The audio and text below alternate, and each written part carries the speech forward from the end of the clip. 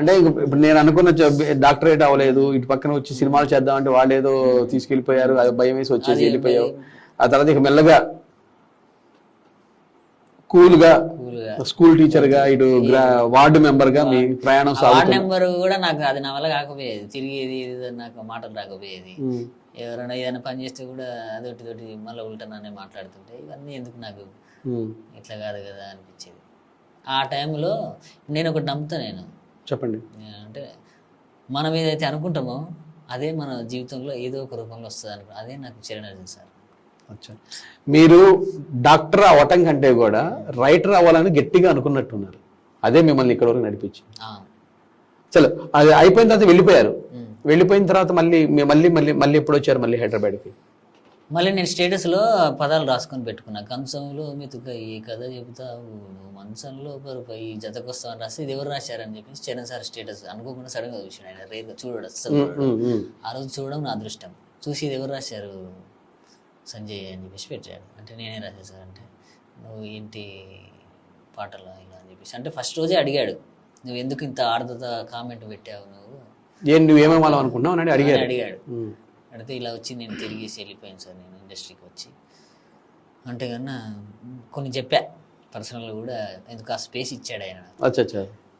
చెప్తే కన్నా సరే నేను చేస్తాను, కానీ నువ్వు ఇంకా కొంచెం డెవలప్ కావాలి, కొన్ని రోజులు గుండు అని చెప్పేసి అతను స్టూడియోలో ఉంచుకొని అలా చెప్పి ధైర్యం పంపించాడు. ఇంటికి వెళ్ళిపోయిన తర్వాత రాసి ఇది చెప్పే కంచం అర్జున్ గారి దగ్గరే ఉన్నారు మీరు? ఆయన దగ్గర. అది రాసిన తర్వాత నెమెల్కన్లో వద్దురు అని ఫస్ట్ పాట, ఆ స్టూడియో ఎక్స్పీరియన్స్ కానీ ఆ రికార్డింగ్ కానీ అది కానీ మొట్టమొదట ఎలా అనిపించింది సంజయ్ నీకు ఫస్ట్ టైం నువ్వు అక్కడికి వచ్చి? అంటే నేను అంటే ఊర్లో ఉన్నప్పుడు పాటలు మామూలుగా రికార్డింగ్ లో వాటిలో పాడుతూ ఉంటారు, అంతవరకు తెలుసు. మీ అన్నయ్య రాసుకున్న పాటల్ని కూడా నాతో అన్నావు టేప్ రికార్డ్ లో రికార్డ్ చేసేవాళ్ళు పాడి అని. అవన్నీ చూసి ఒకేసారి ఈ స్టూడియోకి రావటం, ఈ అట్మాస్ఫియర్ అంతా మీకు ఎలా అనిపించింది? అంటే ఇక్కడికి వచ్చినంత వరకు నాకు సార్ గురించి తెలియదు అసలు. ఓకే, డాన్స్ సినిమాకి కానీ స్టైల్లో రా రా రా రా, అవును అవును, దానిలో ఇంత అందంగా పెద్ద పెద్ద సినిమాలు చేసినాయి ఈసారి ఇంత పెద్ద అని. రవితేజ గారిది శంభు శంభు అవన్నీ పెద్ద సినిమాలు ఉన్నాయి కదా సార్, చిన్ని చరణ్ అనే పేరు. అవి చూసి భయపడి అలా. ఓకే, బాగా ఇంట్రెస్టింగ్గా ఉంది. ఎప్పుడైతే ఆ స్టేటస్ చూసి చరణ్ అర్జున్ గారు నేను పిలిచారంటున్నావు కదా, అక్కడ నుంచి జరిగింది ఏంటి? అంటే అంతకుముందు లోపల మనిషిలో వచ్చి ఒకసారి వచ్చి వెళ్ళాను, నెంబర్ సేవ్ చేసుకున్నాక అందులో లిరిక్స్ రాశాను నేను. అది అంతకుముందే మాట ఇచ్చాడు, నేను కంపల్సరీ ఫస్ట్ ఎంకరేజ్ చేస్తానని ఫస్ట్ మీటింగ్ లోనే చెప్పాడు నాకు. అప్పుడే నేను నా పర్సనల్ గా అన్ని చెప్పుకున్నాను. ఓకే, లిరిక్ రైటర్ గా నేను చేయాలనుకున్నా, కానీ అది పాట తొందర వస్తుందని అనుకోలే కదా, కానీ సడన్ గానే వచ్చింది. అది కంచంలో మెతుకై కథ చెప్తావు, మంచంలో పరుపై. అది మొత్తం పాట రాసావా? అది రాసుకుంటే దానికి ట్యూన్ చేసి చరణ్ సార్ ట్యూన్ చేసి దాన్ని సరే చేద్దాం ఫస్ట్ దీంతో ఒక పాట. అది వచ్చిందా బయటికి? వచ్చింది కదా, యూట్యూబ్ లో ఉంటది, నెమెల్కన్ లో వద్దురు మిలియన్ లో ఉంటది అది. ఓహో, అది కూడా నాగదుర్గ గారితో. ఓహో, జిఎంసి జానపదం కూడా దాంతోనే లాంచ్ అయినట్టు ఫస్ట్ దాంతోనే చేశారు ఛానల్ కూడా. మీరు అప్పుడు రాసుకున్న స్టేటస్ లో మాటలనే ఆయన మ్యూజిక్ చేసి ఆ యూట్యూబ్ లో ఫస్ట్ పాట మీతోనే రాయించారు. నాతోనే రాయించారు.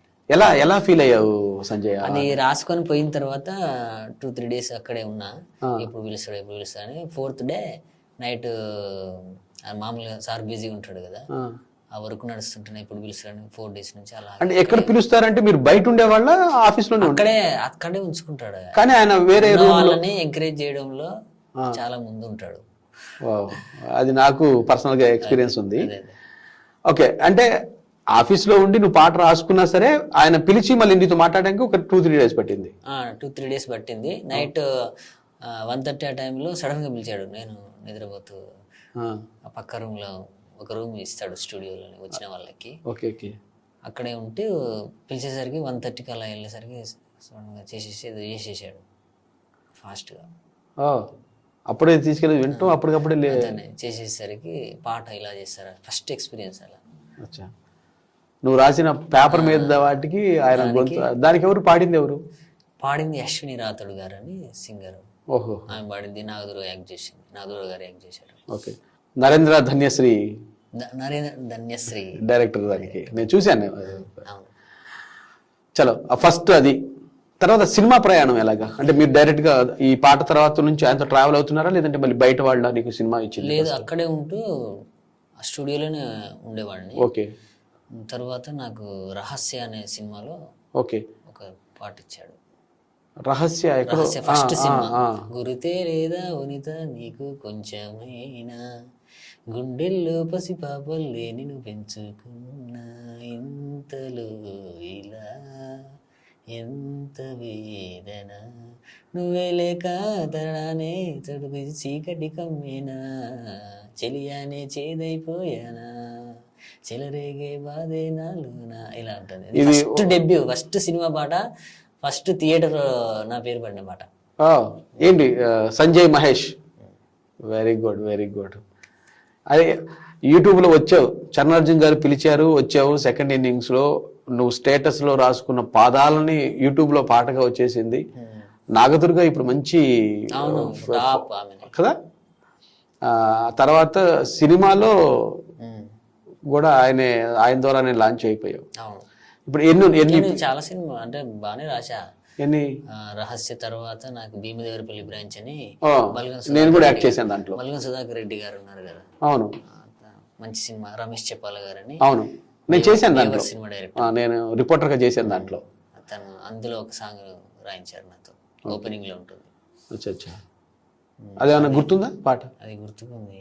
లోకాలే లేటి పరమశివుడికి పుట్టిన గారల బిడ్డవే నువ్వు, ఈ నీలంగా పాడే కన తల్లి వైనవే, మమ్మ చల్లగా చూసే తల్లి వినువే, అమ్మ ఎల్లమ్మ. నల్గొండ గద్దర్ నర్సన్న.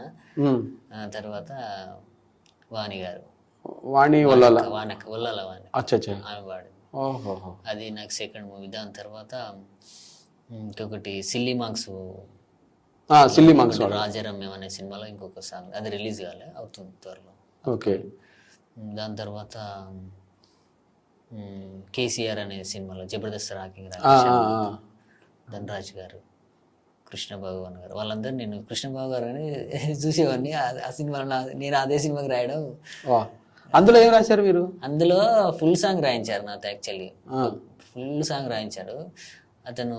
రాహుల్ సిప్లిగంజ్ గారితో వాడించాలని చెప్పేసి అనుకున్న టైంలో అతను న్యూయార్క్లో ఏదో రిలీజ్ టైం అవుతుందని చెప్పేసి అది వదిలేశారు. కానీ నాతో బిట్ సాంగ్స్ రాయించాడు. అందులో ఒక సాంగ్ ఉంటుంది, బిట్ సాంగ్ ఉంటుంది. ఏల ఏల ఏలను ఎందుకింత వేదను, ఉన్న కాడ ఉండక ఉన్నదే తిని పండక. కేసీఆర్ గారిని కలవాలని చెప్పేసి ఆ సినిమాలో కలిసారా కేసీఆర్ గారిని? కలిసాము. అది అసలు ఆ రోజు తీసుకెళ్లారు. అన్ని మీడియాలలో అన్నిట్లలో వచ్చింది ఫస్ట్ టైం. అంటే చాలా ఫోన్స్ వచ్చాయి నాకు. మామూలుగా మనం అదే కదా, ఆయన అందరూ రాష్ట్రాలకు సీఎంలు అయితే ఈయన రాష్ట్రమే తెచ్చిన సీఎం. అది కేసీఆర్ పాటలో నేను చెప్పిన డైలాగ్ అది. ఓకే. కేసీఆర్ గారిని కలుస్తాని కళ్ళు కూడా అనుకోలే. అది చరణార్జున్ ద్వారా, కేసీఆర్ సినిమా ద్వారా కలిసి. నాకు చాలా ఉన్నాయి. రేవంత్ రెడ్డి గారిని కూడా చిరంజీవి తీసుకెళ్ళి కల్పించాడు. ఇక నువ్వు కలవంది ఎవరు బ్రో? బట్టి విక్రమార్క గారిని కలిసా. అన్ని అలా అంటే నన్ను బాగా ఎంకరేజ్ చేసేవాడు. ఎక్కడికి వెళ్ళినా అక్కడికి సంజయ్ ఉండాలి అనేలాగా నన్ను తీసుకెళ్లేవాడు. చూశాను నేను చాలా చోట్ల ఆయనతో పాటు స్టేజీల మీద కూడా మీ గురించి. ఈ మధ్య ఏదో కొత్త మూవీ గురించిలో రావాలయ్యా అని చెప్పి ఏదో అన్నారు మిమ్మల్ని. లగ్గం సినిమా ఫంక్షన్ లో లగ్గం అనే సినిమా కూడా అందులో ముషాయిర్ అని ఒక సాంగ్ రాశాను. అదే నేను ఆయన ఇంటర్వ్యూ చూసిన వీడియో ఏదో చూస్తున్నప్పుడు మంచి పాట రాసిన సంజయ్ మహేష్ అలా దూరంగా కాదు దగ్గరికి రావాలని మిమ్మల్ని స్టేజ్ మీదకి పిలిచి మరి పక్కన నుంచి పెట్టుకుని మీ గురించి చెప్పడం విన్నాను నేను.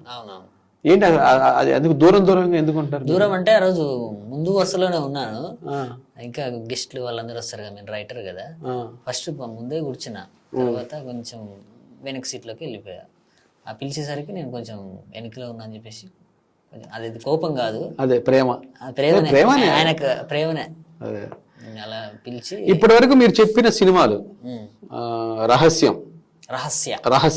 భీమదేవరపల్లి బ్రాంచ్, రాజారమ్యం, కేసీఆర్, కేశవచంద్రనాథ్, హే చికిత అదొక సినిమా ఇప్పుడు రిలీజ్ కుంది నెక్స్ట్ మంత్.